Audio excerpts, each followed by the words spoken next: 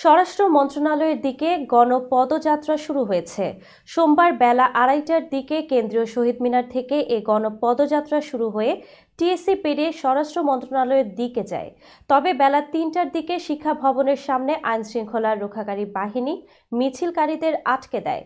এ সময় পদযাত্রায় অংশ নেওয়া শিক্ষার্থী তরুণদের সঙ্গে পুলিশের ধাক্কাধাক্কি হয়। এ সময় আন্দোলনকারীরা পুলিশের প্রতিবন্ধকতা সরিয়ে ফেলে।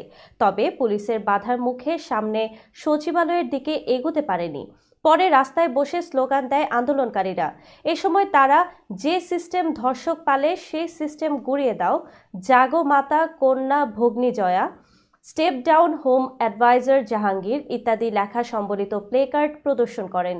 পদযাত্রায় অংশগ্রহণকারীরা নারী থেকে নারীতে বিদ্রোহ ছুঁয়ে দেয়, পুরুষের ক্ষমতা ভেঙে হোক সমতা, আমার বোন ধর্ষিত কেন, জাহাঙ্গীর জবাব চাই ইত্যাদি স্লোগান দেন। গণপদযাত্রায় অংশগ্রহণকারীরা বলছেন, সারা দেশে অব্যাহত ধর্ষণ ও নারী নিপীড়ন বন্ধে কার্যকর পদক্ষেপ গ্রহণ, অবিলম্বে ধর্ষণ ও নিপীড়নের সব ঘটনার বিচার এবং সংশ্লিষ্ট আইনগুলোর যৌক্তিক সংস্কার করতে হবে। তবে এর আগে স্বরাষ্ট্র উপদেষ্টাকে অবশ্যই পদত্যাগ করতে হবে।